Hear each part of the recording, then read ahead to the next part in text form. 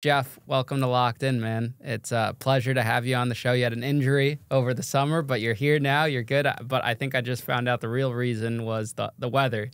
You needed it to be a little cooler out here before you came out. 100%. You know, it did slow me down. I like to come back to my roots, to New York, at least in the summer, Yankee game stuff. But unfortunately, I had an injury, but I'm here now.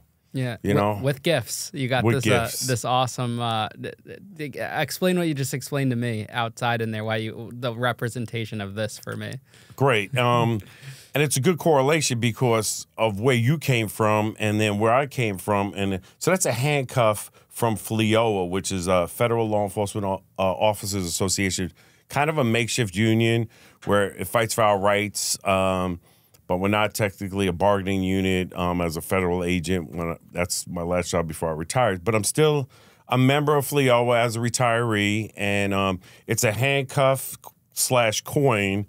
And since you were in the BOP, they actually represent the BOP of the officers and stuff of that nature. So it was a great correlation, and it's a handcuff let you know where you were from or came from, and you never want to be, and I just think it's a good fit for you. Hey everyone, it's Ian, and I wanted to take a second to say thank you for supporting this podcast. Remember leaving likes and comments on YouTube and reviews on Spotify and Apple, and even sharing your favorite episodes on social media and to friends help tremendously and are a huge way to support the show. Also, if you're interested in coming on the podcast to share your story, you could fill out the online form at ianbick.com and I will respond to you personally. Now, before we get further into this episode, I wanted to shout out MyBookie for sponsoring today's show. MyBookie is an online sportsbook with live betting. Get started today by going to mybookie.website/lockedin and use promo code LOCKEDIN to double your bankroll with a 100% deposit bonus right from the jump. That's more money, more power to make winning plays. And you gave me a nice shirt, too. Yep. It represents my private investigation company, Feller Investigations, out of Southern California, which if you need a private eye, I'm your guy. That's my slogan. On my little website, I even have the song, the Private Eye song. So, I got bored after retirement as a federal agent, and I studied. I traveled, like I was telling you, I studied as I was traveling around the country with my wife, and I says, I'm going to do this private investigations thing. And I had enough hours where I qualified to sit down and take the test, but I still had to study. It was a pretty tough test to become a certified California private investigator. Knocked it out. And we'll segue into how, I guess we could go backwards where now I'm a private eye. And it was kind of cutthroat because I always worked for the man, from the military, different forms of law enforcement. We'll talk about the different law enforcement jobs I had. And then, so I was always a W-2 person, never owned a small business, but, now I'm more 1099-ish and had to learn that form of it. So after I passed the test, I'm like, okay, what do I do now? And so I started buying some PI equipment, some cool stuff, and I started calling around to a lot of PIs. I would kind of do my due diligence and Yelp them and figure out if their reviews. And I kept getting I'll get back to you. I said, hey, I'll work for you for 6 months for free. I just want to learn the business. That's it. And I, again, got the runaround. And finally, just one night, I went on GoDaddy.com. And I'm not a computer geekish type of guy. Nothing wrong with them. But I formed my own website, felloninvestigations.com. Literally, within that week, I started getting phone calls. And I just figured out, you know what? I played by the rules so many years, cross the T's, dotted the I's, like I'm that guy 5 minutes early. I was like, you know what? I'll fake it till I make it. And I started taking on cases. And I just had to learn as I did them. And it's been pretty successful. My knack, and I'm not going to get into the whole injury thing, but I was actually doing an investigation, tactical counter surveillance measures. It's called TCSM. Debugging houses. I kind of have a specialty in that. I learned it kind of through some military training, how we used to have to debug hotel rooms for generals prior to them coming in there for electronic devices in overseas countries. So kind of got into that. But I do a variety. I do everything from, domestic cases where it's following the husband, following the wife, yada, yada, yada. I'm going to talk about one case, and then we're going to move on to other things. It's a very interesting case. It was my second case. Gentleman calls me up, mid-40s gentleman, Rancho Cucamonga, and that's where I live in Southern Cal now in the Rancho Cucamonga area. He, says, I think my wife's cheating on me, so I'm taking the intake. And again, this is my second case, so I'm kind of, okay, why do you think she's cheating? And, well, she's been going away on these weekend trips with her girlfriends every other weekend. And so I said, so one thing led to another. He goes, this is a Thursday. And he goes, she's leaving tomorrow Friday. He goes, I know what hotel she's going to be at because she used our credit card and she booked the room. So I was like, okay. So, and she gets off work at such time. So I loosely follow her out there. I take the case. I loosely follow her out there to the hotel.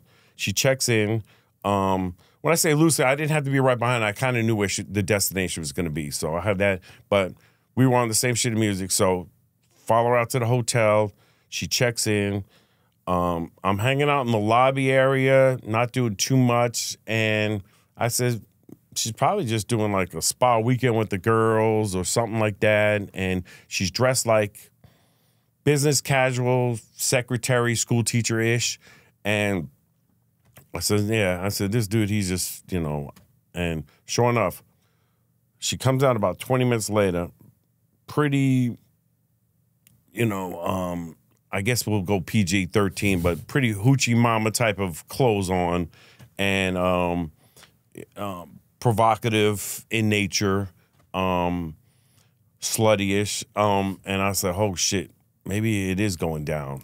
So she valet parked. I self-parked, and I learned that. I was like, this way I don't have to wait for my car. And so I waited for her, followed her, and it was about 10 minutes from the location of the hotel to which come to find out, it was a swing club. Yeah. And I learned a lot about protocol on that day with the swing club and how they function. So again, I loosely follow her. Well, I was following her, actually. I was doing pretty tight surveillance because I didn't know where she was going at that point. So it was about 10 minutes away, and it was an industrial area. I'm going to fast forward because, I get to the location, and she goes up in an elevator, and I see what floor she gets off. So I didn't follow her up in the elevator. I see what floor she gets off. And it's kind of like this studio here where you come up and you get off the elevator, and it's like doors are locked, doors are open. So the one door that's open, I hear the music, so I went towards that. I hear the music going, and so I opened up the door, and it's a pretty big-sized dude wearing a suit that probably hasn't fit him since his bar mitzvah. And I said to him, I says, hey, I'm here for the party. He goes, yeah, what's your code?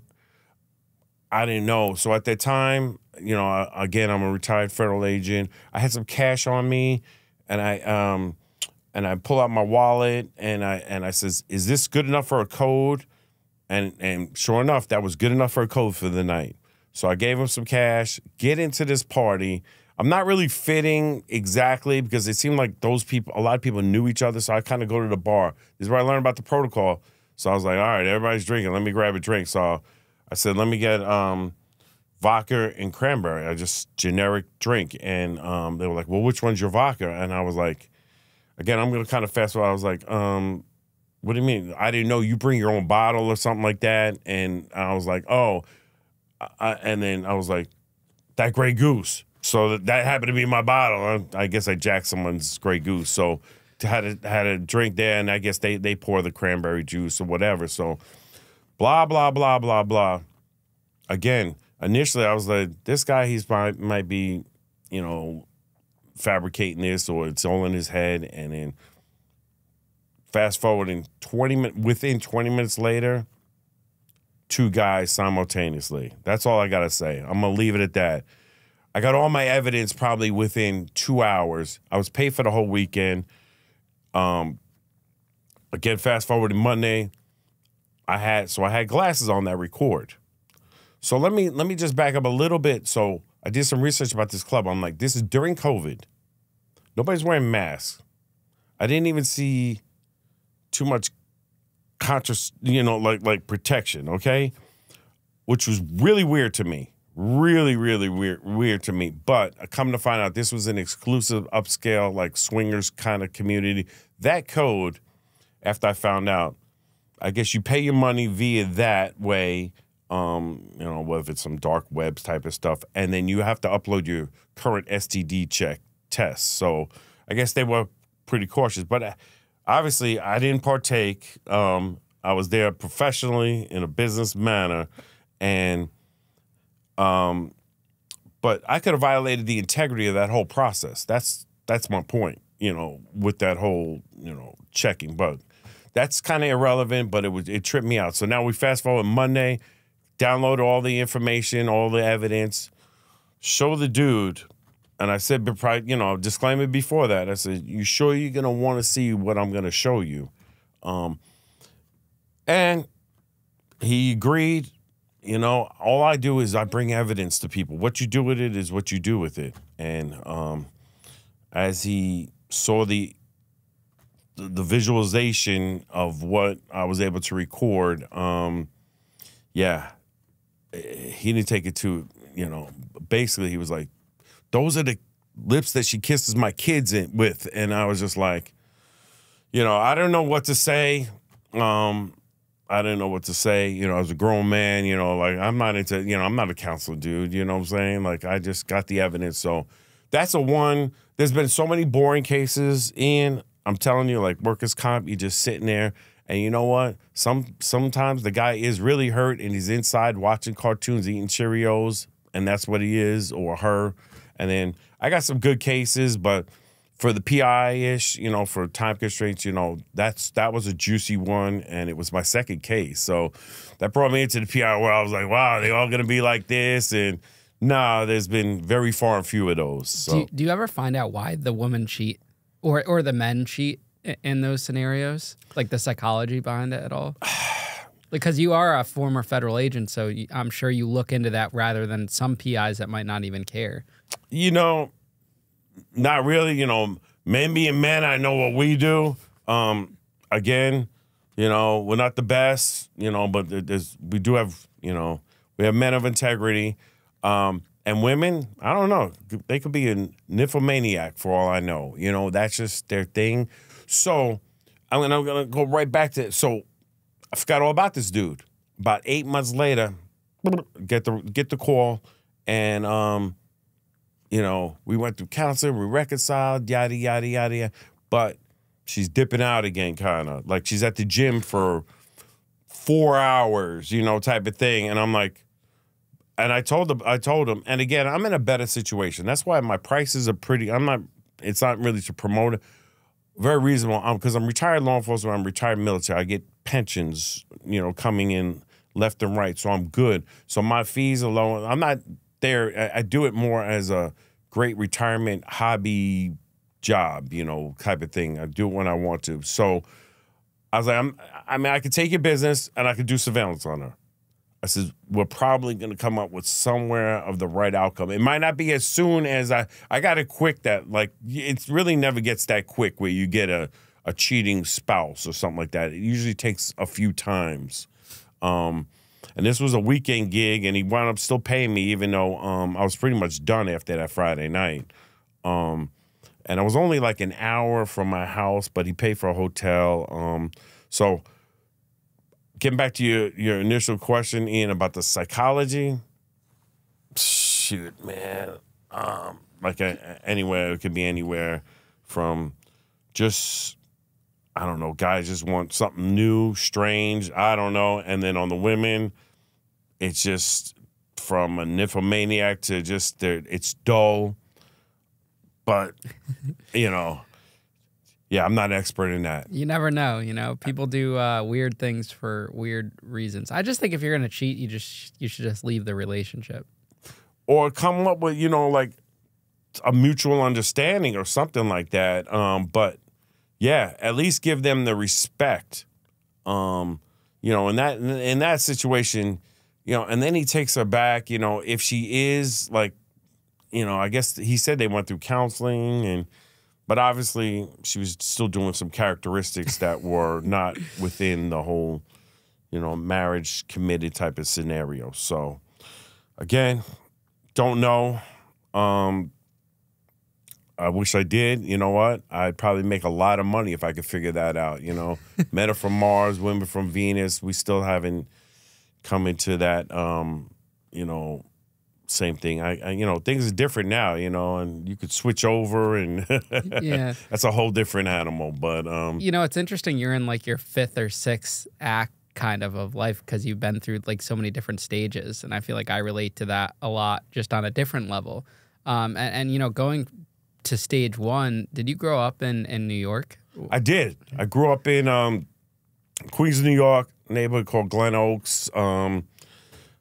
Belrose, Glen Oaks, pretty middle class, lower to middle class. You know, some people had more than others. A lot of single family, single mom homes type of scenarios. I had a stepdad in my life. Some people had real dads. Some people had stepdads. You know, it was pretty normal-ish. You know, the whole... you grow up quick though in my neighborhood. You do grow up quick, and we were very diversified.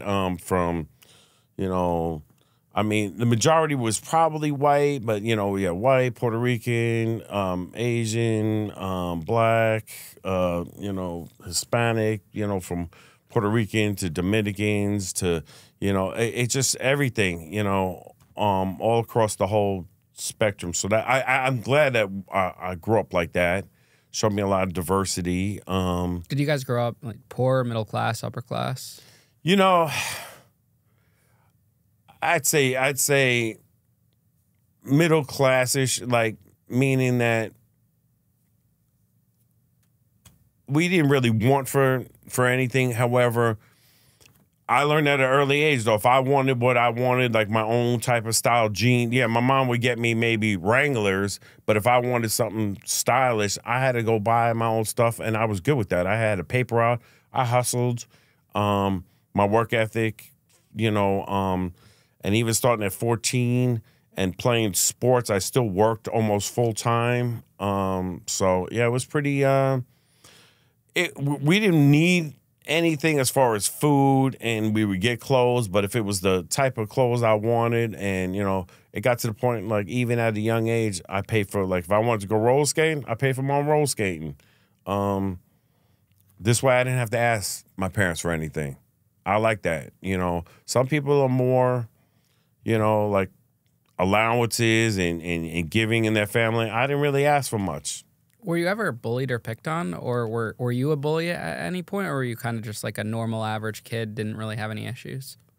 You know, that's a great question. So, I was actually, until I don't know what brought me, like, exposed everything and brought me out of this shell, but almost borderline introverted. Like, I mean, socially, you know, yeah, I socialized and I had friends.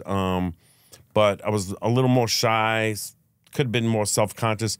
Not necessarily bullied. If I did get my ass beat, it was because I deserved it. It wasn't because I was bullied. It would be like, hey, let me borrow your bike and for 10 minutes and then I take it for a day. You know, I deserved it. And you know what? If I would have had, and I did have older brothers, they should have whooped my ass more, would have made me tougher.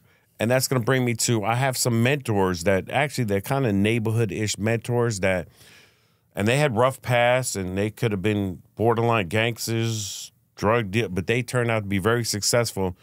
And I looked up to them more than sometimes my older brothers. I wish they would have stepped in and been a little more aggressive. You know, just kind of let me do what I wanted to do. So again, getting back to, no, I wasn't really bullied. kids would be kids. Would I bully anybody? No, not really. You know, once in a while, I'd like give a kid a wedgie, you know, as a young age. You know, nothing, no. And then fast forwarding, you know, when I got to the military, because, you know, when I got to the military, it was basically I went straight to war, where it was like 0 to 100, literally. And so it was like, and if you could survive in that, you know, you could survive anywhere. And I was still young, and I learned how to be kind of a leader at a young age in a hostile environment. And I think Queens set me up to be, you know, for success in that, because, you know, things weren't given to you. You know, we had knuckleheads, and then we're going to get back to the issue where I got into trouble. Again, I could have used a lot more guidance from the household. Like, in the household, it would be more like, if I got in trouble, I would definitely hear about it. If I did something good, you wouldn't really hear much about it. And again, not getting into it, let him rest in peace, but like the stepdad role that, you know, it was kind of like that stereotypical back then, you know, like his kids could do no wrong, and then, you know, I couldn't do no good. So did I get past that? Hell yeah, I got past that shit. You know what I'm saying? So the aggression thing's really interesting because, you know, it just made me think if I was like, you know, had an older brother or someone that kind of like taught me to be aggressive, I would have had a totally different experience in like prison in general. Like just 100%. being, you know, like I was obviously picked on, did karate and stuff and bullied, but that was at a younger age. If I was like had an aggressive older brother in high school and played sports and stuff, I would have been, I think, a lot tougher physically. Yeah, and I think that's what brought it out of me, the competitiveness. Did play a lot of competitive sports. And I'll get into that, where I had a opportunity, even though I had a rough patch in high school, meaning a lot of my friends were dropping out, and I was trying to stay in the game. And again, going back to my neighborhood, it wasn't like gangs or anything like that, but we did have neighborhood cliquish posses or whatever you want to call it back in those days. And my high school was kind of a little bit out of my jurisdiction. I went there, and then so it was not my neighborhood kids. It was like other neighborhoods where you could have some issues there within the neighborhood rival type of posses. Again, I had a friend of mine that he also went there, and he wound up staying there. And like, if him and I were there, we had each other's back, like 100%.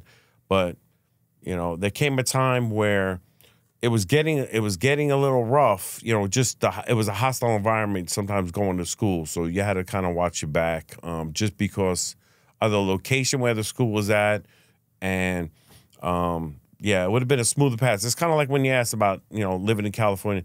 It's just such a smoother path than just the hustle bustle growing up in New York. Like, my friend let me borrow his car, and I jump in, and it's different, you know, driving, even though it's crazy out in Southern Cal and this is that. I'm just driving, you know, I get like people like honking and flipping me off here. I'm just like, oh, back to this, you know.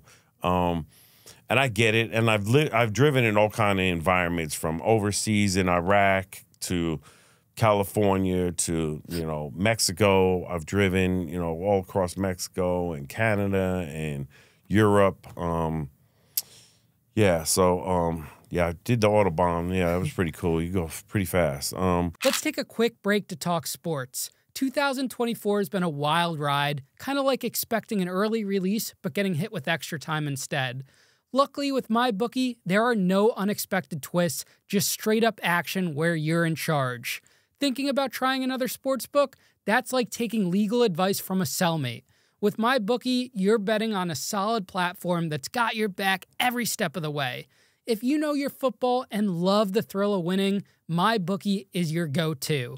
Here's a pro tip to sharpen your game. Teams with powerhouse offensive lines are dominating the run game this season, so betting those unders can feel like easy cash. Pair that with MyBookie's risk-free Thursdays, and you're set to score even quicker than I could get out of bed in Club Fed. Bet on anything, anytime, anywhere with MyBookie, the sportsbook that keeps you in control and ensures you're cashing in on every moment. So if you're new to the game and not sure where to start, MyBookie has you covered. Step up, go to mybookie.website/lockedin and use promo code LOCKEDIN to double your bankroll with a 100% deposit bonus right from the jump. That's more money, more power to make winning plays. If you've been betting with MyBookie already, they've got something to share with you too. With MyBookie Plus, the new loyalty rewards program, you can now earn extra cash just for doing what you do. More plays, more wins, more cash in your account, no strings attached. When you got into trouble, was that before the military or was that after? It was before the military. Okay. Can you tell us about that? Was that in high school? Yeah, so it was. So I had opportunity somehow to play college basketball, and I come back, and that was a gift right there from God, which I kind of ruined it, and I lost the opportunity. So I come back to Queens from Utah, and we'll just start out there, and hanging out with some of the same old knuckleheads. I'm trying to get a job. I don't know what I'm going to do, but I went to school very early. I was very immature. So I'm in my freshman year of college. I'm still 17 throughout the whole freshman, first semester. And I didn't turn 18 till the end of November. And it's irrelevant, but I'm still kind of young. I'm in Utah from New York City. And it was different. And I'm just trying to adjust. And I say all that. So it did not work out. Cool. Made a mistake. Came back. I was going to go to junior college here, and then I was getting some offers and some opportunities to play at some junior colleges and whatever. I'm hanging out with like knuckleheads, though. When I say knuckleheads, that's just very loose. We had some of those kids turned out to be very well, and others, whatever, everything. Very diverse area, and I was just in a scenario, so we're gonna get into where I got in trouble. It's the summer when I come home from college, and so I'm 18 now, I think so. Yeah, I turned 18. So somebody is just somebody not from our neighborhood is breaking into a car. I address the situation. Again, I will take I always take responsibility, Ian, and you know, I have integrity with that. So I did address the situation very minorly, you know, but I think that the individual got the point. Cool. We're 18. We jump in my car. We go down. We're hanging out at the park. Go down to grab some beers at the corner store, and all of a sudden we see somebody else, and we're telling them the story and this and that. And one thing led to another. We're like, oh, and there goes the kid that was just breaking into the car. It went really south after that. But I had nothing to do with it. But again, hence my car was there. I initiated somehow. My name got caught up in the mix. And that person, and somebody was held accountable. That person was in very bad shape after that. And I had nothing to do with that. Again, and I think through the justice system. So this is like I said, the beginning of summer, like let's just say June 1st. Okay, I forget all about it. Now I'm still, again, I told you I was being a knucklehead, right? And I'm like, and I was terrible at it, but I'm like writing graffiti with my friends, we're doing, you know, stuff, and, you know, I'm still trying to figure out what the hell I'm gonna do.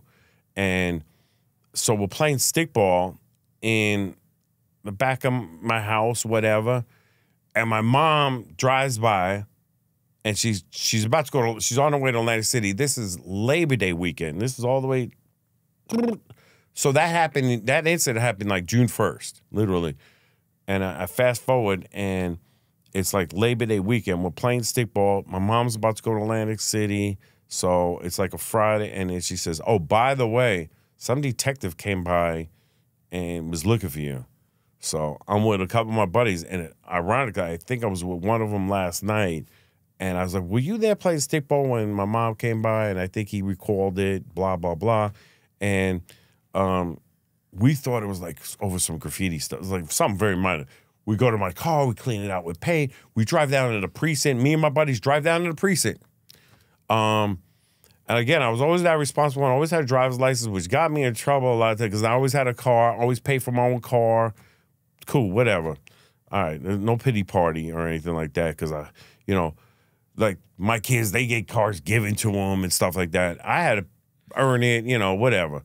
That was a quick little segue. But so at the precinct now, at the 105th precinct in my neighborhood, and then I go upstairs, and I was like, hey, some detective, I'm not going to mention his name, but I still remember his name. You know, it was looking for me. The desk sergeant was like, yeah, he's upstairs, and your friend's got to wait down here, whatever. So I get up there, knock on the door, and I was like, he was like, come in, you know, old detective sergeant, old school dude, and you Jeff Feller, and I was like, yes, sir. You know, I was like, I thought it was over, but then I look at, it said something like homicide. And so one thing led to another. Again, I'm going to fast forward. I never left that precinct. They booked me for attempted murder, and because the guy was at that point was still in a coma or something, or I don't know. He was like still treading water, whatever. Wound up living, and I think he, you know, actually recovered totally, whatever. You know, I had nothing to do with that. Again, I'm 54 years old now. I could, you know, really, you know, like, and somebody somehow believed me, but at that time, I get it through law enforcement. And the interrogation was really weird. I'm not going to get into all that, but it was kind of like, it was old school police work, you know. And so, you know, learning what I know now, I didn't know nothing about it. So, I never wanted to be a cop. So I wasn't one of those guys that, even though I wound up my whole adult career being in law enforcement, I never wanted to be a cop at all. I wanted to be like an electrician. And, you know, if basketball didn't work out, I wanted to do like, I was like more carpentry, electrician type of stuff like that. But yeah, how did you even get accused of being in that? Like, were you in the area or something? I sure was. Okay. So like my car pulls up at that corner store, liquor store, beer store, whatever. We call them bodegas. And so my license plate there. And so somebody saw like my license plate, me with the other person that, you know, did what they did. And so they somehow it got all tied together. And again, I guess they probably did their due diligence and asked around about it. I guess word got out. But my car, it somehow surfaced because of my car, and it somehow surfaced, and I got ID'd by another witness that they brought in. And next thing you know, again, my mom was off for the weekend, so I went from the 105th precinct to like, I think it was like Queen Central booking, and then so I'm in there for like 2-3 days, and you know, I'm just like, I was real skinny then, you know, and they take your shoestring. I was wearing, like, I came from playing stickball. I'm wearing like sweatpants shorts with the string in it. They make you take that for like suicide reasons. So I'm like trying to hold up my shit. I'm in there. You're in there with even though I'm accused of pretty hardcore, you know, charges, I'm in there anywhere from like, it could be somebody urinating on the sidewalk to murder, you know, like you're in there with everybody in the bullpens. So I go through the system, and I'm like, this shit is all new to me, you know. And I'm backing up, though. I did have a time where, as a juvenile, I almost went to a place called Spofford, but that got all squashed, too. So I had my, you know, like I was just one of them kids, though, but I kind of had a barometer where I knew where to stop. And this situation where I'm in, it fast forward, I end up at Rikers Island for 6 days until I could finally get bailed out and yada, yada, yada. So I go through the system. But somebody in there saw me from, believe it or not, basketball has opened up doors and saved me in different ways. It's kind of weird, that pumpkin-looking spear. And so somebody said, hey, did you play with me at, you know, some Flushing Boys? I'm like, yeah, that was me. And it really was. And he was like, oh, man, you know, next thing you know, it's like, yo, that white boy's cool and shit like that. And I was like, not really carte blanche, but I still stayed to myself. Like, it was like really weird. Like, that wasn't my environment. I learned real quick, Ian. And then we'll get past that somehow through the grace of God and a bunch and the hemisphere and however you want to look at it. I'm more of a spiritual guy anyway. Even though I was raised Jewish, bar mitzvahed. I'm just more of like a Jews for Jesus spiritual type of guy. So I'll put that out there. You know, I just somehow, again, I was able to, the charges got dismissed. And they should have. But how many people are incarcerated and, you know, not really, I'm going to say falsely or some, you know, like they don't really need to, you know, some the sentencing guidelines sometimes, you know, and we're one of the better criminal justice systems in the world, but we're still not there. They make mistakes. They do. And somehow the Queens district attorney, not the assistant, somehow read my case and somehow was able to dismiss it. And I got my, you know, prints back. But so fast forward, when I didn't want to go into law enforcement. Matter of fact, when I first went in the military, I was not in law enforcement at all in the military. I was doing what I wanted to do. I was working on planes as an avionics guy, which was fun in the Navy. It was hard work, but it was fun. You know, making sure the electronics on the planes were all functioning and working. You got to be one of the only like non-corrupt law enforcement officers that have spent time in prison. Yes. Because normally they go to prison after they do some type of corruption. You went to prison first and then became law enforcement. Absolutely. And you know what? And no judgment at all, but I will tell you this. Betraying the badge is something that I have some heartburn about. Once you cross over to that level, if you're going to be in law enforcement and swear in, I take that to heart. And that I look at the camera and I really mean that. And those that did what they did, even in my job, it happened. It just tarnishes that badge with the trust of the community. And I'm not trying to be, you know, it just, the hypocrisy is real in that. And if you're going to be a thug, I respect you more if you're just a thug.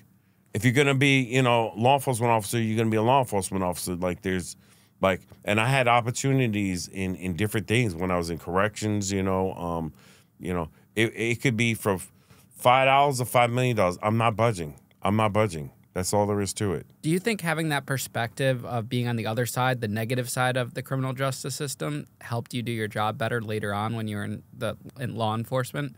Like, not everyone gets that perspective, and it's, you know, the saying, walk a mile in the other person's shoes, so you got to live in those shoes. 100%, Ian. I remember one time I pulled over somebody, and I was in L.A. This is when I was a cop, and this is before the whole legalization of marijuana and stuff like that. This might have been like 98, 99. And somehow I'll jump into which portions of law enforcement I did and when. But and my partner so we see Roach in the car, and it smells like marijuana, and you know, he really wanted to put him through the whole system, send him to LA County Jail, and you know, one thing led to another. I was like, I put him on the side, I said, I got your back if you want to do that.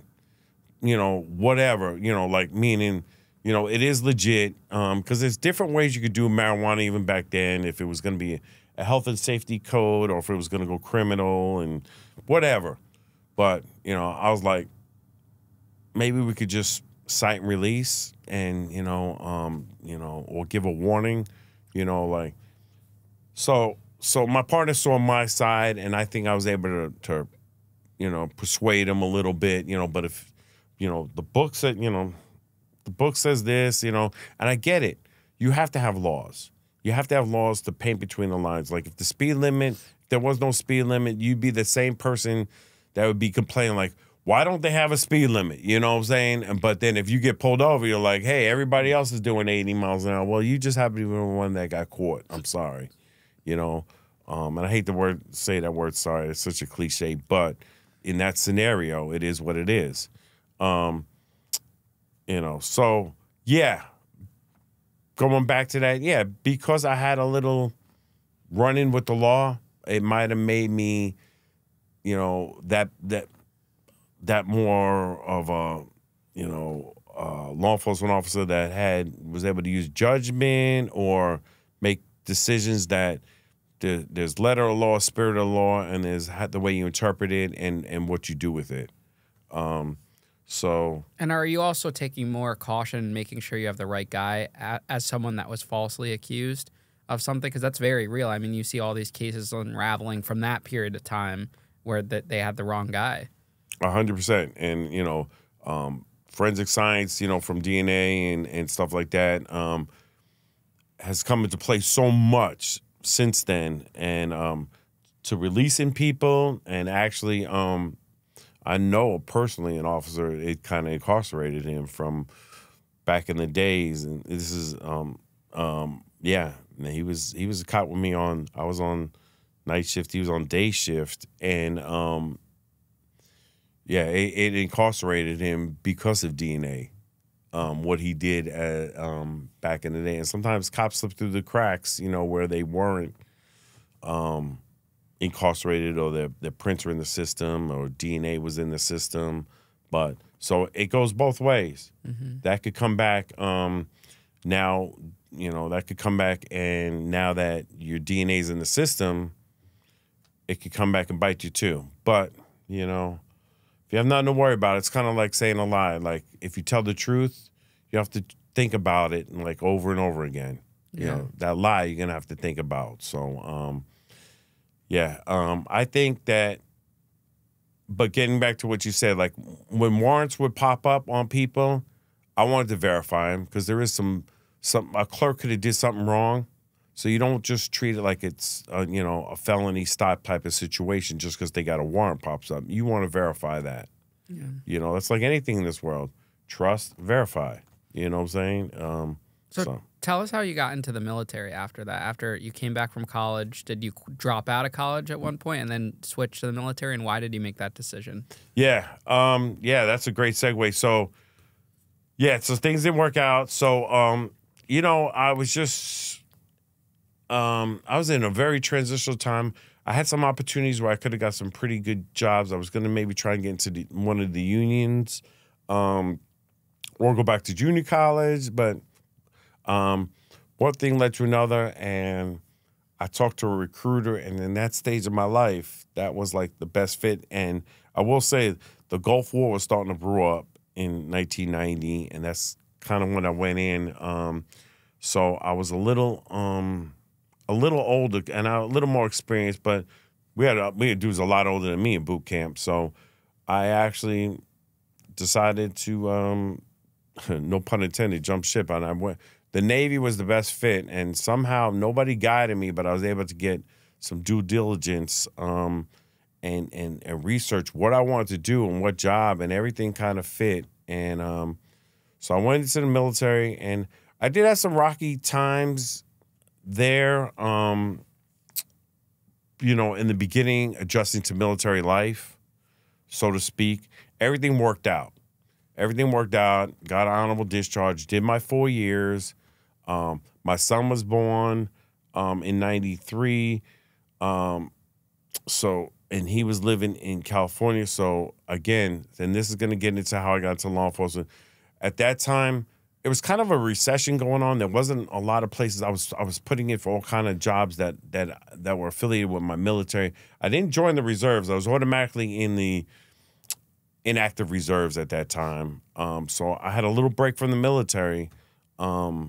Again, and then I'm going to spin into how I wound up doing 24 years in the military, even simultaneously as a law enforcement officer in the civilian world. So 93, 94, I get out, recession. So nobody's really hiring what I did in the military. I took the test for NYPD down I was stationed in Virginia at the time, and I passed that, and I was like, all right, whatever. I didn't even like really, I guess they call them master at arms in the Navy, which wasn't really crazy about it because we used to work hard and be on the ship, and then, you know, we play our, you know, roll our dice and play our cards, and they'd walk around like they're walking the beats in New York like if we were gambling. And I guess from back in the days, like some people got into some trouble for gambling because throwing off the ship. Those are some rumors. I don't know. I can't, you know, you'd hear about it. So that's why. So we'd have to put our little money in like a shoebox off to the side if we were rolling our dice and stuff. But we'd have fun when we got off, you know, just on wine. And I'll tell you what, party people, your taxpaying dollars are paid well for the United States Navy because we do work hard. That's hands down. My work ethic comes from the Navy. I'm telling you, when we're out to sea, Ian, I'm telling you, and that's why it's great. You have somebody that cooks your food, does your laundry, does it, because whatever job you do, you are doing it. 12 to 13 or 14, like I was avionics, and if those, especially during time of war, those planes had to be ready to go at all times, 100%. And it's funny, I saw somebody get in a lot of trouble for I don't know how this is gonna slide in there, but like paying attention to detail and little things that you would think like, and that's the whole thing with transition to being a civilian in military, but like a guy, but this is aviation in general. He lost a screwdriver on my ship that was fixing a plane. That plane couldn't fly till that screwdriver was found, and he got sent to the brig for that because he couldn't find that. So the penalties are very strict. That's a quick segue, and I was like, I learned real quick. Pay attention to detail and make sure you know where all your tools are at all time, because when they take really strict action on that, and versus if you're just an electrician here on, fixing, your studio, and the guy loses a screwdriver, no harm, no foul.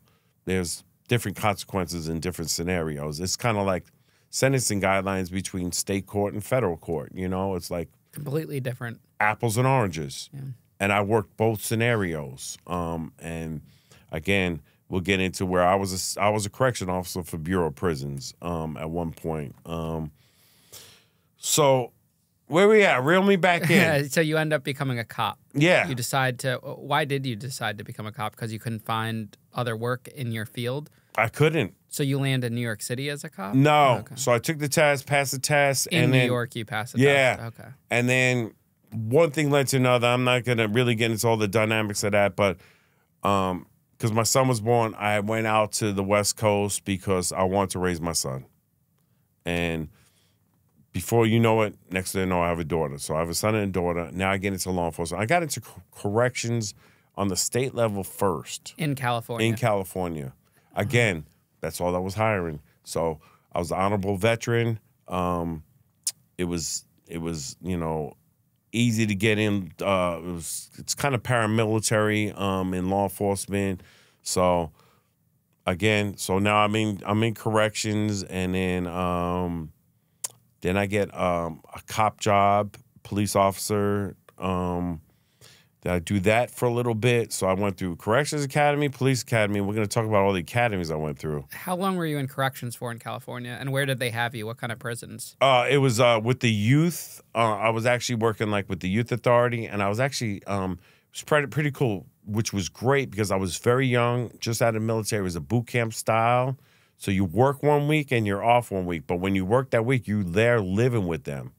And those kids, they didn't do a lot more than what I did growing up in Queens. Again, they just got caught, or the system, whatever. And some of them, they did, it was wild. And you'd have kids from the hood in L.A. to the hood in Oakland, because all California is the worst of the worst. So I did that for a couple of years, got into police. While I was doing that, remember I told you I had some issues with college, went back, never ever failed a class in college again, and I got my degree, and I got into probation.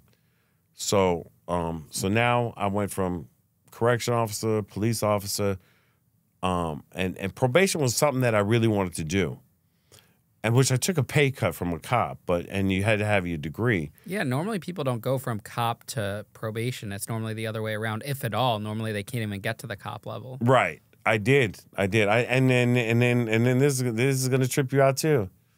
Hold on. Before I became the probation officer, guess what I did?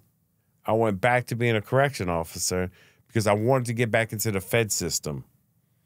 So I got into Bureau of Prisons, and then I finished up. That was when I worked at I worked for I was the correction officer for a facility similar to where you were at. How long were you an LAPD cop for? No, so when I was LA, it was LA DOD, which it's a great question. We basically we're kind of peace officers in the state of California, and then we got to go through. We're federal too, so it's you go through 2 academies to become LA DOD. Oh, so is that like kind of like a state CBI? Like some states have like no, it's more for Department of Defense resources and personnel, but you're still a sworn officer. And is that technically a federal agent yet, or no? No, Or it's a federal officer though. Okay. So I am in the Fed system there. And you're carrying a gun. Carrying a gun, arrest powers. What type of investigations or police work? Normal police work, law enforcement that has to do with more so assets of the military. But if you see somebody, I mean, I didn't do it, but if you saw somebody, we had citations where you could cite people, and I did see some people going to and from places, and I did arrest, and we would arrest via LAPD and then bring it to their facilities. So we use them. Now, if it was a federal crime, then it would be like MDCLA, which would be, so it was kind of very diverse. But so you interact a lot with LAPD because you're in their jurisdiction, and LA sheriffs, and that's going to full speed later on. I worked with LA sheriffs a lot, actually, as an Air Marshal. So then you go to probation in the state after that? But through the county. It's the county in California. So so California got 58 counties just for jeopardy purposes, and each county has their own probation department. Yeah, I just interviewed a probation person who was actually a former inmate turned probation officer. There you go. It was in the county, and the county is way different than like a state probation officer or a federal probation officer. It is. So we had very diverse in probation. So now I'm working probation. How old are you? I'm like 30 years old. Okay. So I went through Corrections Academy, Police Academy, ×2 because you had to go through 2 police academies with that federal job, and then probation has got a kind of a makeshift academy. It's more classroom-ish. And then before that, I went to the Federal Correction Academy. So this is all before I went to the Air Marshal Academy. Now, federal corrections, you're our first federal correctional officer on is the it? show. Yeah, because no one wants to do it because they're Milestone. still active. I was actually talking to one in Danbury, and he had to talk to his union chief, never got back to me or that. But a lot of people are fishy about talking about it. Or coming on afterwards, Yeah. So what was that like? What prison were you at for the correctional? I was at FCC Victorville, which was I think a medium high. Now it's a whole complex there. They got a penitentiary, they got a medium high, medium low camp. And across the street, for a while we did have campers that were females. And once in a while I had to go over there and do the count, which it's a great segue. Then the men are a lot more hygienic than the females. Like it's the distinct smell when you come in there, and they're flashing titties because they want to distract you, and they're campers, so they're low, but they could get they get into trouble there, and you get sent to a medium or a low or whatever. But whatever. I just had to go over there sometimes if they were short staffed just to do a count, and it was very uncomfortable. I didn't like it. But so going back there, I was at FCC Victorville. Okay. Treat everybody with respect. I didn't put you in this place. The judges, jury, sentencing put you in here. So I treated the inmates with respect, and it was a 2-way street. And that was, nobody even had to tell me that. It's common sense. If you need toilet paper and you come to my CO, I'm going to give you toilet paper. I'm not going to deprive you of that. Make sure that the safety and security institution is safe, and I'm going to talk to you with respect. Like I used to see some other correction officers, and I talk to them on the side. I'd be like, the way they talk to him, well, he's just an inmate. And I'm like, okay. And if shit hits the fan, I got your back, but they're coming for you first. I'm just letting you know, because the way you treat them and talk to them, you can't, you keep poking that bear, they're still human beings. I get it. you know, and then, you know, you got to kind of, the chomos and the you know, the rapos, and, you know, you got to separate yourself from all that, as far as you got to just firm, fair consistency will get you a long way, just like the word integrity will get you a long way, you know. Was there a lot of gang activity at Victorville back then at the Medium? Actually, so it was a brand new facility, and we just opened it up, and so they were coming from all other, they would. So a lot of them were getting downgraded. They were in the penitentiaries, let's say, at different facilities, and they were happy because Victorville is closer to L.A., so you know how it is. You're spread out. Now they're closer. They're going to be able to get visits. So we were starting to get a lot of the crack era guys that were doing the 10, 20 years on the conspiracies and all. We were getting a lot of LA-based Bloods, Crips. So the gangs were involved in there too. They definitely were. So all that cliche and stereotypes about the Fed system, they got the same issues.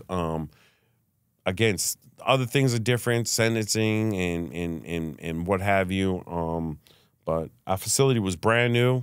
I was part of the activation staff or whatever that's worth. How dangerous was it to work there as a federal officer in that time period? Were guards getting attacked? Officers getting attacked? No, I would not.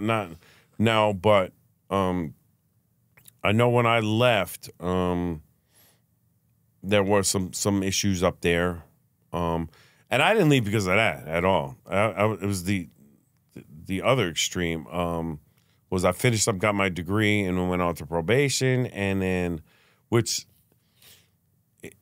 I really didn't want to because I was leaving the Fed system. I was accumulating so much time in federal law enforcement because even DODLA was accumulating my time. But I went over to the county. So, but as far as the question of the safety, it was kind of it was kind of boring. It was a boring gig. It was kind of boring-ish. And I needed a little bit more. I didn't need to do like hardcore like cop work, kicking in doors or anything like that. But it was kind of boring. Did you struggle in that role at all compared to your coworkers? And I ask that because from what I've seen, a lot of those correctional officers, they've kind of like plateaued or they don't want to go to a different level. But you seemed very ambitious. You were ready to go to that next level. You didn't want to be there for long. You were just using it to get the hours under your belt. 100%. I thought I was going to be able to get in there, and I wanted to be like a case manager right away because that's what my degree was going into, like the social work. And they were like, oh, no. They were like, maybe at your 10th or 12th year you can become a counselor, which basically you give out stamps and see if they're indigent type of, like, you don't do much as a counselor because I saw what the counselors do. And then if you play golf with the warden, you can become a case manager. So I was like, oh. So I can't even have this conversation for like another 10 years. Right there, I was looking for jobs. And then I was finishing up, like I said, getting my credits together and all that. And then I got hired by probation. So we're going to transition there. So now I get hired by probation. And now this is, let me see the time frame. Because this is getting closer to 9/11. Okay. So this is June of 2001. And how old are you back then? I am 31. And you have several agencies under your belt. Several agencies on my belt. A cop, right. Corrections, probation. Right. And let me transition real quick how to, like, as far as, so I told you I got off active duty in 94, right? So 95 spins around, and I'm at an air show with my son. He's like 2 years old at the time, and I'm just kind of talking to this guy next to me, drinking beer with my son, and he's like, hey, you ever think about coming in? And we're at an Air Force base. And I landed at a lot of Air Force bases when I was in the Navy, and I was like, they got it pretty good. There's all different rumors with the different services, and I was like, nah. I was like, I was in the Navy, and I'm a veteran, so, I'm good. I did my 4 years, And so, blah, blah, blah, blah, blah.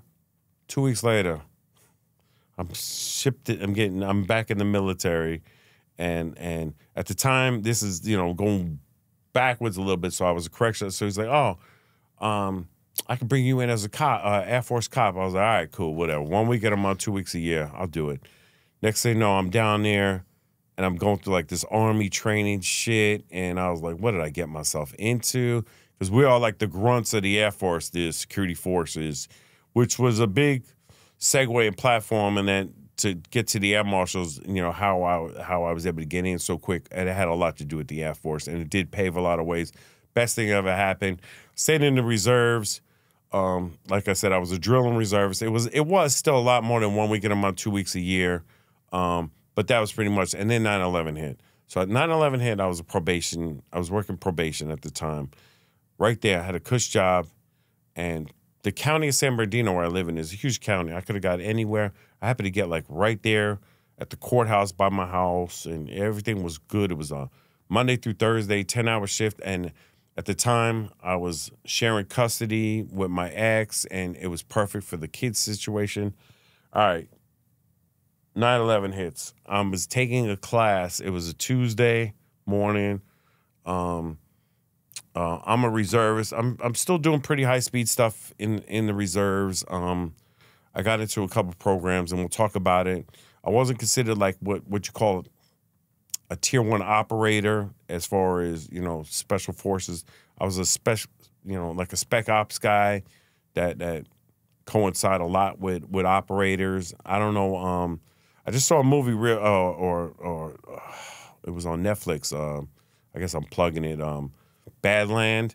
What I did was kind of right on there where I was that Air Force guy mixed in with all those special forces guys. So that's kind of what I did in the Air Force. But so I was doing some high-speed stuff in the Air Force. It was pretty cool. And I had a collateral duty. I was the anti-terrorism officer as assistant or whatever. So I didn't really do much to that. It was just kind of a collateral duty. And then 9/11 hits. I'm at a police academy taking a class for probation, just coincidentally. That class happens to be 3 to 5 miles from my base where I'm a reservist at. So my phone's blowing up. And back then they had the old flip phone or whatever. And I'm trying to be respectful. I know 9/11 hit and I'm tripping because my mom is working in Manhattan. Right before I left, I was like the first tower, you know, like went down and so it's different time, because the 3-hour time change, different things, transaction, but I still go to class, but it's on my mind.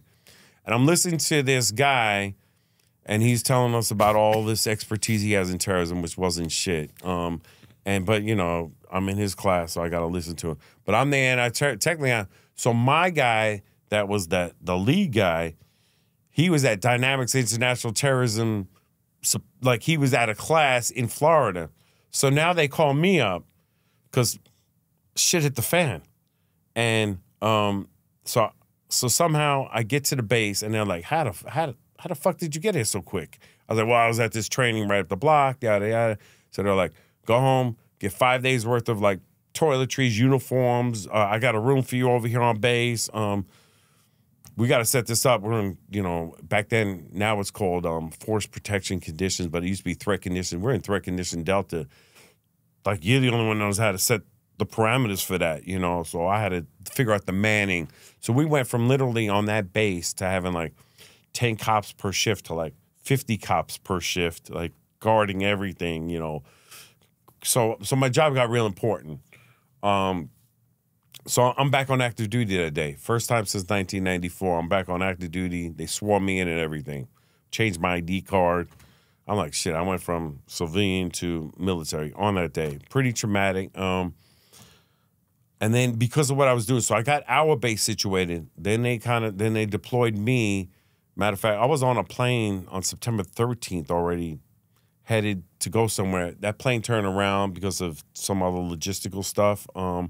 So I didn't actually leave till September 20th. So I was already back on military. And again, there was Air Marshal program. It's kind of weird the how the Air Marshal program went up and down on different terrorist attacks and stuff like that. So they still did have some, and it was a program in place, but not like how after 9/11, how they ramped it up. It was a whole Department of Homeland Security, got established, which is a cabinet level secretary, on the politics side. So it's a whole brand new thing. The whole government got restructured because the Air Marshals used to be in a different capacity, and they weren't really on domestic flights. I'm not going to get into all that, and again, as I mentioned, a lot of stuff, it's not really top secret anymore as far as different, techniques, but just for courtesy, I'm not going to go into all like how we board and when we board and do we use rubber bullets, which I still get that question, which is retarded, but excuse that word, but no, we use real bullets on the plane. There's no rubber bullets.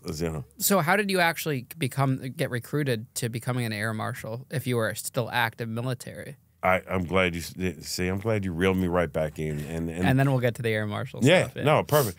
So I went through a program in the Air Force that coincided. I was basically an air marshal for the Air Force before there was the Air Marshals on the civilian, because we did do some things, except the roles were reversed. My big job in the Air Force was when that plane hits the deck, it's called a Phoenix Raven. I was a Phoenix Raven, and which coincidentally, the schools in New Jersey,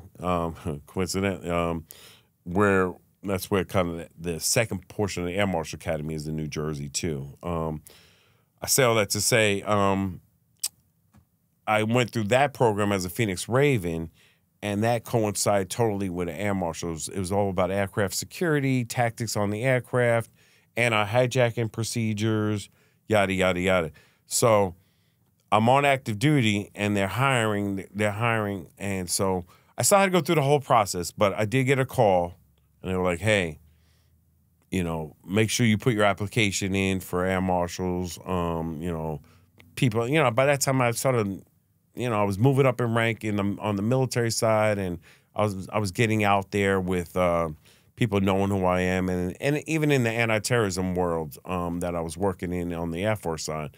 So I put in for it, and I get an offer. I'm on active duty though, so I'm explaining how so they give me the offer, and then I said I do a tentative. I don't know if I took the job or I just told them that, when I get off, we'll readdress this when I get off active duty. I don't know. My orders were for 2 years, but, we didn't know if it was going to go 2 years, how long they needed us as reservists. And so, again, this is September 11th, 2001. And so fast forwarding, I gave the conditional offer, and I accepted it. And I'm not going to get into it, but it was a huge pay raise from probation. It was significant. So I did that, and it was on I was supposed to get the LA field office as my office, so still close to home. However, so March, I get a call, and they said, hey, we got an Air Marshal Academy that's starting up on Sunday. This is a Thursday. This is March 2023 now. I'm still on active duty. I'm still doing things. I'm deploying. I'm not deploying. I'm at the base. I've been getting wind, and because I have a direct line of communication with the commander, just due to my position. And I went in his office, and I was like, sir, I heard that, through the grapevine that you're able to release some people from active duty. I said, I got a call from the Air Marshals this morning on the drive-in. They offered me a job. They want me to start Sunday. And at the time, he just addressed me. He goes, Sergeant Fella, I'm allowed to release 10 today. He goes, you're the first one. He goes, that's as good as I heard. So, boom, I'll process that day. That was a Thursday. By Friday, I'm off active duty. Saturday, got my affairs together. Sunday, I'm on a plane to non-disclosed location to go to the first half of the academy. I get sworn in as an Air Marshal in March of 2023. Even though I was kind of hired in 2022, which was good. It was kind of a peace of mind because my clearance already, like when I got to the academy, I already had a full top secret clearance because they were able to process everything in that year. So I'm good to go. Go back to probation. I says, good and bad news. I'm off active duty. However, I'm resigning because I'm taking, and my boss was cool with it, turning in my stuff. So I never really did that much active, as far as an active probation officer, because by the time I got in and 9/11 hit, I was in the training phase, and I had a pretty good, but I was pretty excited, and I had a pretty good gig. I was just gonna have to really supervise people on that had to do community service. That was about it. So what's the atmosphere on these planes in the aftermath of 9/11 when people started traveling again? What were you observing as an air marshal? Good question. We learned a lot about, characteristics on.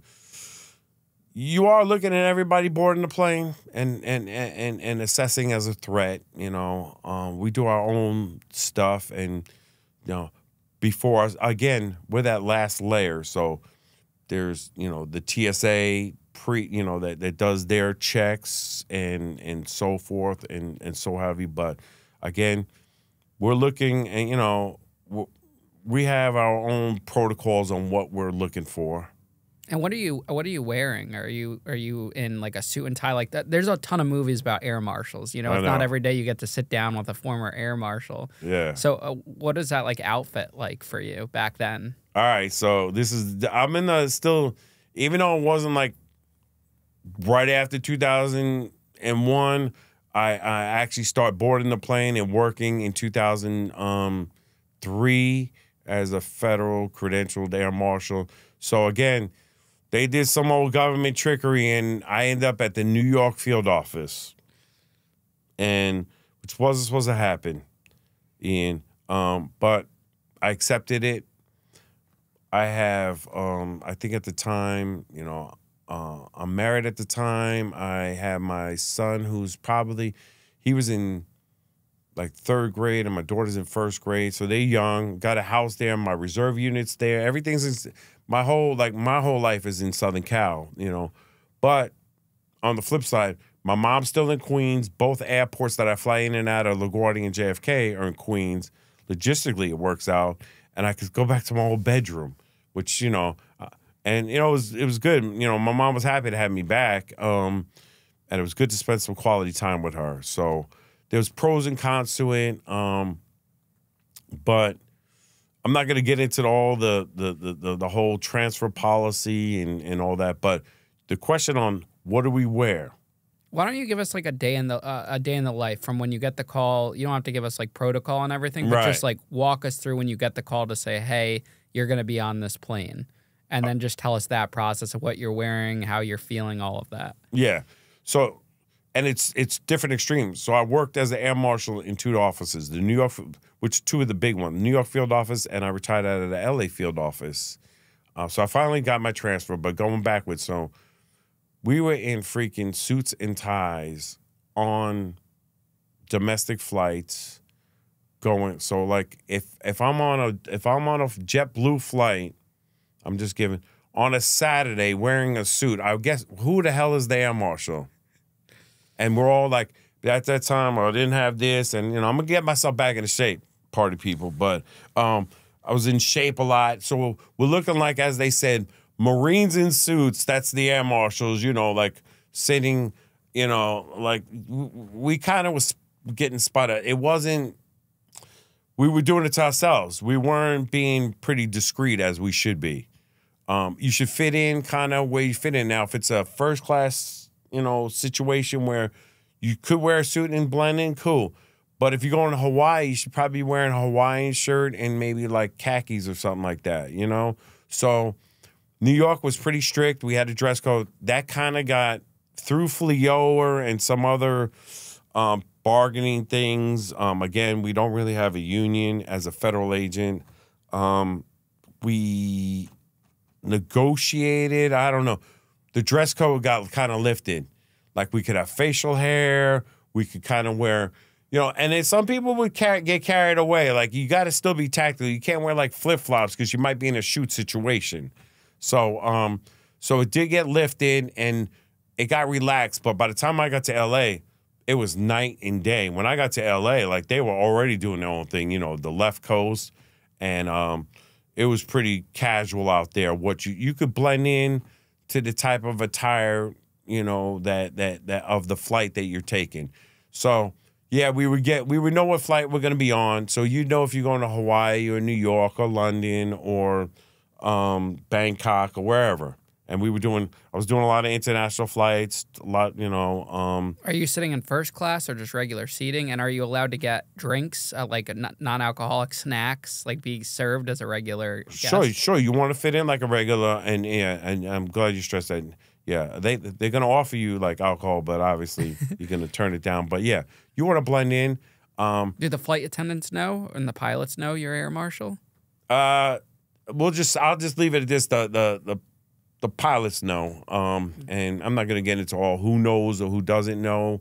Just as courtesy, but it's not like it's top secret. And again, when you ask about what class we sit in, on the record type of thing, I'll just put it out that we sit where you do want to be close to the flight deck for tactical reasons. Yeah, we do care about if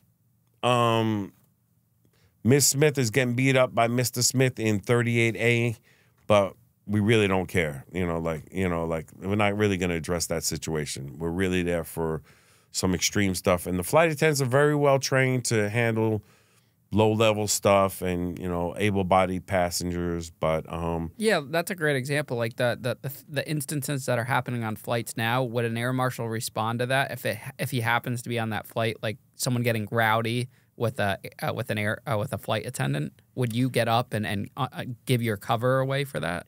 Great question. That's a case-by-case basis, and you'd have to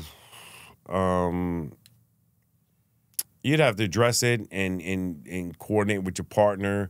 And again, I'm not going to mention like how many people are on the flight, but I will say there's probably more than one, less than 10, ish, as far as how you coordinated with your team on that flight.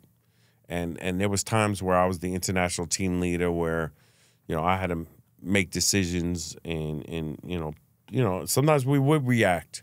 So I did have a couple things on some international flights. I'll get into one arrest I actually made domestically, which was kind of in that where I was trying not to arrest her, but it just got to the point where I had to blow my cover, and next thing you know, like my partner looked at me and he just said, when he started grabbing his baggage, I was like, ma'am, just turn around, put your hands behind your back. So where we're sitting at, there is tactical reasons. We'll just leave it at that. This lady, that was her seat, which I bumped her, which was her seat for 6 months, and I get it. And there's things we can do, and we could move around, and there's notifications we have to make because they have to know where we're sitting at for whatever reason, for tactical reasons in shooting situations. And again, I'll address this situation, but when I get that stupid question, just so everybody knows out there, about, and I was in different forms of law enforcement, I'll tell you what, I never was able to shoot as good as I could shoot until I became an Air Marshal. And then we'll bring that to the point of, well, let's say if it hits the fuselage and you don't hit the terrorist and nothing happens really. And I've been up in airplanes where we put holes in it, and I've went through scenarios. But I will say this, at the end of the day, just like when you got to do your final test for the Air Marshals, like in a scenario-based test, pass or fail, doesn't matter if you made it through the last 6 months, you're out of there. You don't miss your target, point blank, period. Is it like the movies, though, where if you shoot in the cabin, it'll, like, ruin the air pressure or whatever? Or is that only if it hits a window? What happens? All right. There? You didn't hear what I just kind of... No. No, that's what yeah. Actually, so if it's above 10,000 feet, which most of the time the cruising altitude is like 30, 35,000 feet, whatever, it's going to depressurize the plane. It's going to cause some issues. It's going to cause turbulence, but it's not going to blow off the fuselage or anything. And the captain, could drop it down, and you're going to feel it, so you better have your seatbelt on. You could drop from 30 to 10 in like 1 second. And you said you guys don't miss, so it would never happen. We just don't miss, and that's that. And yeah, and I wasn't one of those that was like a 300 shooter, but you know my skills got a lot better, like because we were at a very high standard, and it needed to be. So this lady that you had to let's get back to so this lady boards the plane, and she says, I know who you are, and I was like, okay, whatever, just go back to reading my paper. But I act like I'm reading the paper. I'm really assessing people boarding, and it was a domestic flight. And it was my Friday, too, so that kind of pissed me off that I had and this guy that was my partner, it was funny, we were both in the Air Force together. It was just coincidentally that day we were both partners at the L.A. office, and it's a small world, let's just say that. So, blah, blah, blah. So now, you know how it is. You just were on a plane yesterday. You know, people get on a plane, they're getting in, they don't want to put their bags up, find their seat, yada, yada, yada. Not this lady. She's a fish upstream when people are trying to board a plane. Addresses me again and chews me out. She's like a 65-year-old lady, and she's got a twin sister, and that's going to come into play. So this twin sister was fine taking her new assigned seat, and not her. So then, okay, then finally I says, ma'am, I said, next time, and I kind of like show her we have a tactical badge too. I unbutton my shirt and I show her, I says, the next time, it's not going to be this nice. Go back to your seat. And that was it. So now this is the second time.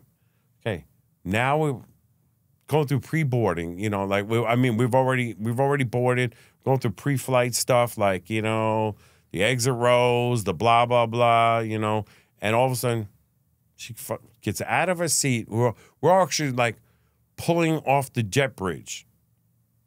Fish, just comes up there and finds me. She goes and starts chewing me out again. That's when, I had to make the decision. She blew my cover totally. And then, because even between that, the guy next to me says, hey, are you an Air Marshal or something? I was like, I don't know what she's talking about. She's crazy. But then I had to identify myself, and then we took her off, and it made my day a lot longer. That's all I got to say.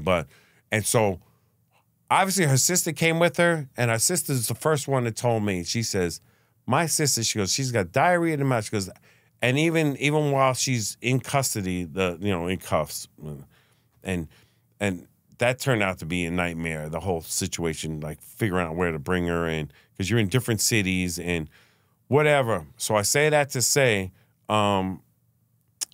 she even said, first of all, and she did apologize later on. She goes, yeah, I just got diarrhea in the mouth. She goes, I can't believe this is the first time I'm in handcuffs and being arrested in my life. She goes, I deserved it plenty of times. And so I've had some other situations, but as far as law enforcement is concerned, I really, and again, I did, as an Air Marshal, you do other law enforcement capacities. Like I worked with LA sheriffs on a task force.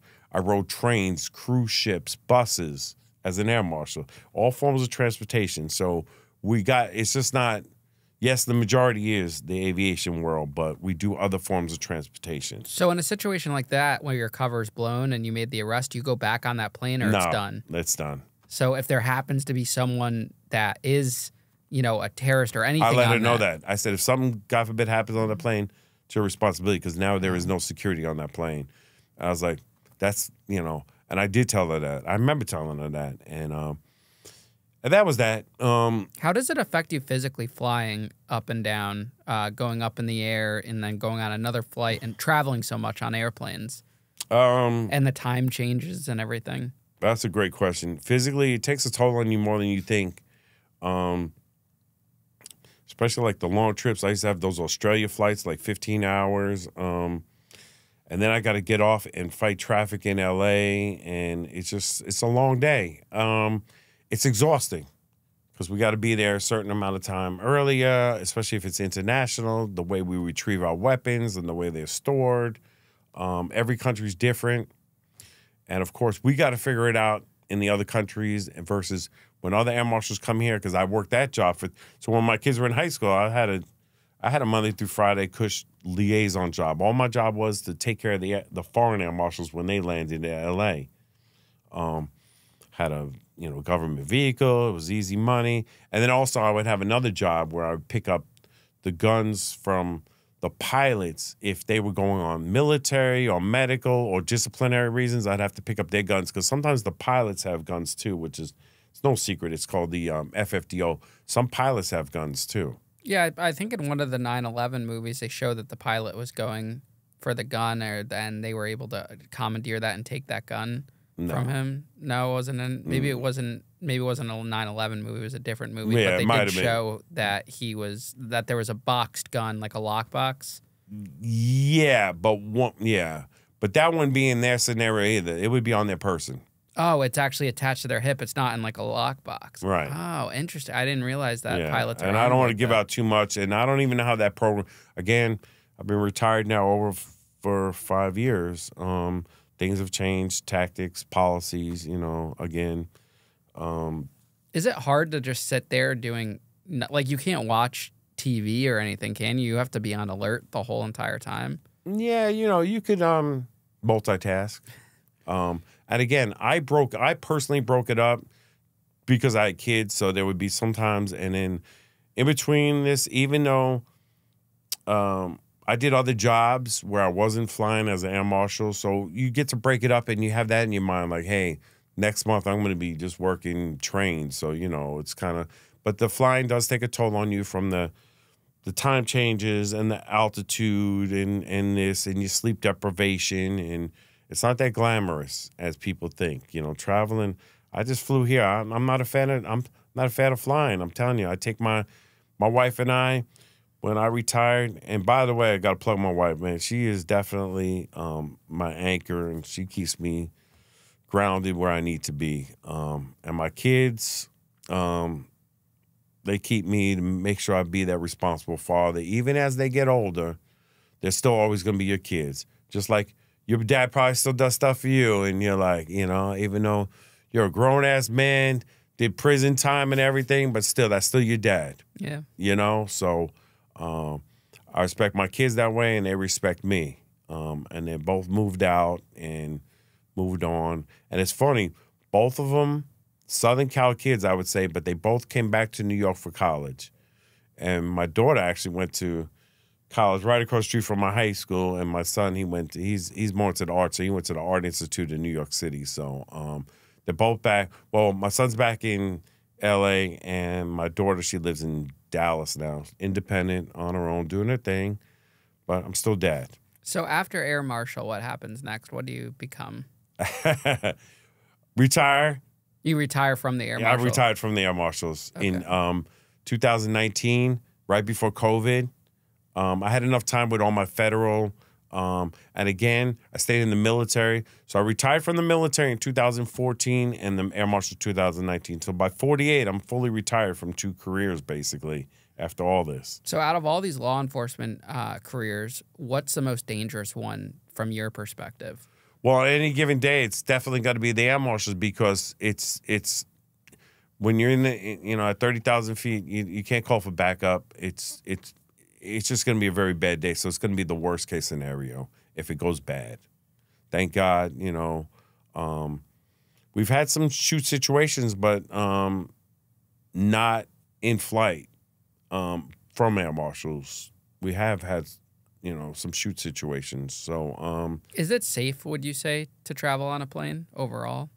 It is. And again, we got layers in place and intel in place that, yeah. So the short answer would be yes. And again, though, if you want to get into kicking down doors, serving warrants and stuff like that, that's not going to be the job that you're going to want to do every day. If you want to get into that kind of law enforcement, it worked out, where it was pretty prestigious, and our training is still, it's still top notch on every level. And I've been around multiple agencies. When we battle against anybody, it could be LAPD SWAT. I'll put that out. We got, and it's not me. We got guys that will go toe-to-toe with the best of the best. Did you ever do prisoner transports for the FBOP as a Air Marshal? No, I did it as no.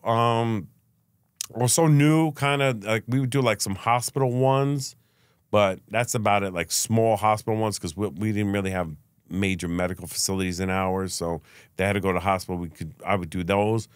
But there was a portion when I was in the Air Force where we were transporting from overseas, like the inmates to. I was going back and forth to Guantanamo Bay. Oh, wow. That was a trip. So I had some time at Camp Justice bringing them over there. And those flights must be extremely secured because they're high-value targets. Yeah. I'm not going to get into all that, but yeah, there's not a lot of movement. There's not a lot of movement on those planes. You put a diaper on them. Wow. Now, someone was telling me that versus Con Air, you got the chance to go to the. Even though that's not a pleasant flight. I don't even think you're allowed to go to the bathroom. Not really. They kind of make it where it's short enough, but that whole Oklahoma City thing, that's a nightmare. Someone was telling me recently, because I was asking why those Air Marshals are, in my experience, they're all overweight and they're just not fit. They didn't look like, well, you said you were fit during your time. And we all were when we came on. So they said that those are, the ones that do the FBOP trips are retired, that pick up shifts there. Do you know how that works? It's more so you'll have yes, I do know. I do know the process because I've worked alongside with the U.S. Marshals. So you'll have like a few deputy U.S. Marshals. Most of them will be contractors that are retired. My buddy's doing it right now. He does it. He does the transport, the Con Air transports. We need him on the show. Yeah, he does it, and he's retired. He's retired. Well, he retired from as an Air Marshal. I'm not gonna, that'll be on him. But he does that now, the contractor thing. And someone was also saying those, even though they're like out of shape and whatnot, and working those flights are like some of the most deadly law enforcement officers because they don't miss. A lot of experience. A lot of experience. And, that old man strength, you can't duplicate that. And that's all I got. I'll leave it at that. Don't underestimate. And that's why even I got this injury, I feel very vulnerable. Like, not that I'm ever want to have to defend myself, but I do think about that just because of the people that I ran across and stuff like that. When you go on planes now, are you always very high alert and still looking around, or are you more relaxed? I'm a lot more relaxed. A lot more relaxed. I just still don't like to fly. Like I said, during COVID when I retired, when I was studying for my PI test, traveled around the country with my wife. I just got in my Sprinter RV and we just had a ball, and I got to see a lot of places that I flew over. Like, I got to go see Mount Rushmore and just hit baseball games in different cities. As an Air Marshal, we're traveling a lot, but you really don't get to take in that city, So got to spend 2 days here, 3 days there, hit different golf courses. Oh, it was just, so I got to fly over all the country drive that, I like to drive because I like to see the country, This is the land that I protected, and again, with all these professions, how I landed in it, I do it all over again, and it worked out good. This PI gig has been a great retirement gig. It keeps me busy. I work when I want to. I can't complain. What was your favorite agency you've worked for? Money-wise, it wasn't that great, but I'm telling you, that probation gig was going to be, I think that was going to be so cushion. I think I was going to be able to make not really an impact because those people already been sentenced and they're on the tail end, but I was just it was going to be pretty cush to the fact that Monday through Thursday, 4 10-hour days, I had a county car.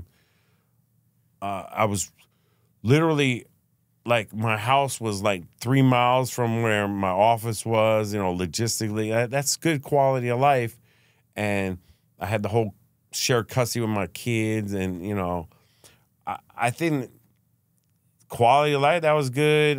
But every job I took something out of good. From the first law enforcement, when I worked in the boot camp style, I used to do the workouts with the kids. Yeah,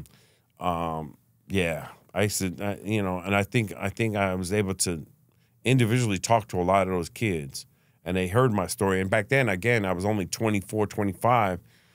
you know, straight from, you know, New York City to, you know, college in Utah to the military where I had life experiences. And then, again, still, I guess, a young father. So I was learning too. There a lot of things, there's no book they tell you, you know, like a lot of stuff they teach you in school.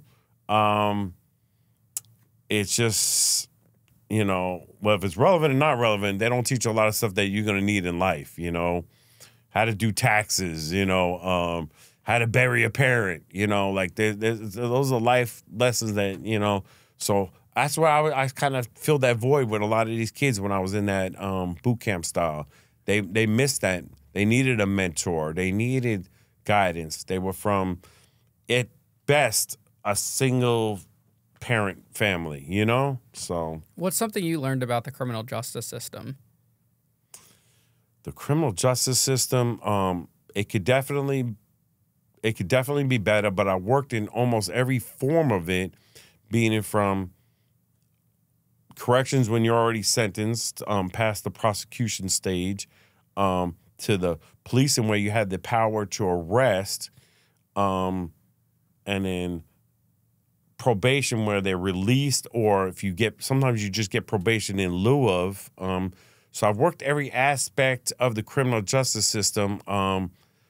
It's got problems on I'd say the municipalities as far as different, how we're not on the same sheet, you know, like each state is different. And I'm pretty fortunate because I fall under, like, it's called HR 218 as far as even like concealed carry. Like if you could carry a weapon in this state, you can in this state, or this and that.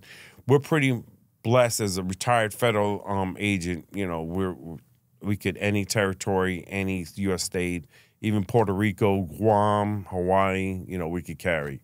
But different portions of carrying a weapon to different laws from the drugs. I think we should be more unison. It's kind of like, I don't know, quick analogy, just even like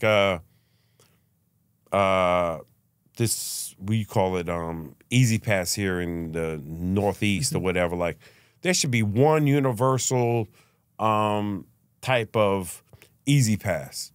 Like, if you go to Florida, you got to have the Sun Pass. In California, you got to have Fast Track. Like, it's just, what they want you to have 20 transponders if you're traveling across the country. You know, same thing with the criminal justice system. It might be a bad analogy, but we should be more on the same sheet of music because, again, what does it come down to? A lot of things. Money, you know, like there's, like Illinois don't want to give up their transponders because they're getting a percentage. Like New York doesn't want to give up theirs, and Florida doesn't want to give up theirs. Same thing with the criminal justice system.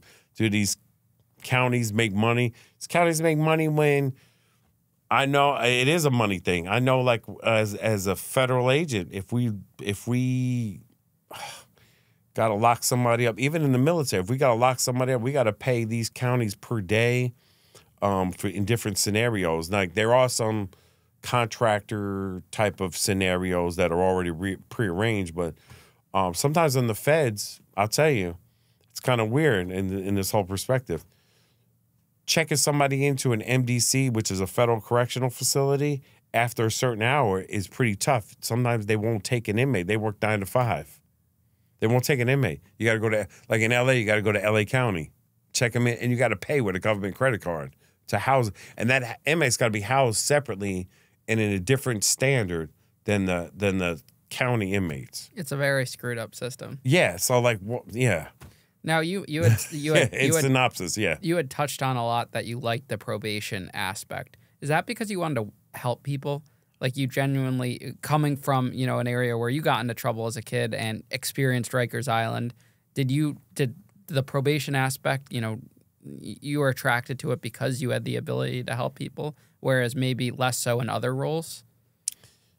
Pretty much. I could hands-on directly impact people, and I could actually make recommendations to the judge to get them released.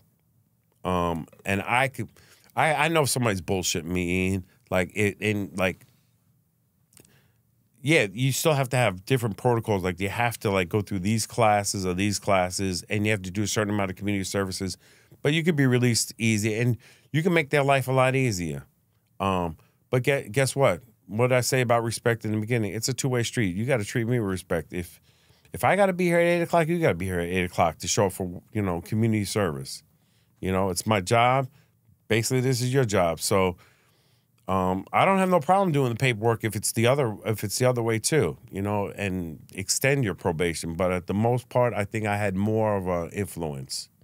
And it's anything. Anybody could change. I mean, look what the government put you through. I mean, it changed your life for a while, but you made the decision. It's not like, I could tell you weren't given a silver spoon, and so you had the same hurdles and speed bumps as other inmates did. It's, once you get caught up in it, it's not cool. And I almost got caught up in that wheel. So I don't judge. That's one thing I don't judge. And I try and stay throughout life. I try and stay hungry and humble, and no matter what my accomplishments are, So what advice would you give to someone that is caught up in the system or is going through the system, or even a loved one that has someone going through the system? Well, if it's the individual, I'd be like, I would definitely dot the I's, cross the T's, do what do whatever you got to do, but don't let that control you as far as your destiny. Like, look what you've done, even though you still had to play by all the rules when you got on probation. I don't know if you had to do the halfway house and all that, but you still had to go by that. But that didn't set you up. And I know I did a little bit of research that you went in and you worked at, like, was it Whole Foods or one of those? And but this is what you wanted to do. You stepped out of that comfort zone, so you could still, as long as you got, it's kind of like in poker. If you got a chip in the chair, you're still in the game. Always in the game. You're in the game. So if you got, like I say, people say, I'm gonna kick your ass. And I'm like, yeah, what's stopping you? It's just air and opportunity. There goes the air. You know what I'm saying? So if you have an opportunity or another breath, or in like a poker analogy, a chip in the chair, like, do what you got to do to complete your terms and conditions of probation, and but don't let you know how many times I was told no, man? You know how many successful people were told no? And I'm telling you that, and to the camera, like, I was told not a lot on a lot of things, and you know what? Squeaky wheel gets the oil. If you want to do it, perseverance. I really believe in perseverance, and especially if you got a passion for it. So if you're in trouble, got caught up in this system, going back to your original question, like, don't let that define you. Do what you got to do. Don't let that define you. And if you got a loved one that's caught up, support him or her, because don't judge, because that could have been you, and you would want that support. Absolutely. Well said. Well, Jeff, thank you so much, man, for coming on the show today. This was a wonderful conversation. I'm glad we got to do this. This is awesome with a capital A, and I'm glad I got to share with you, Ian. Yeah. I appreciate you. I love these conversations with, former inmate and former law enforcement, because it's like two sides, and it's just, it's very honest and real and raw. I'm going to keep it real. Love it. Well, safe travels back. Enjoy your time in New York, and keep in touch. Will do.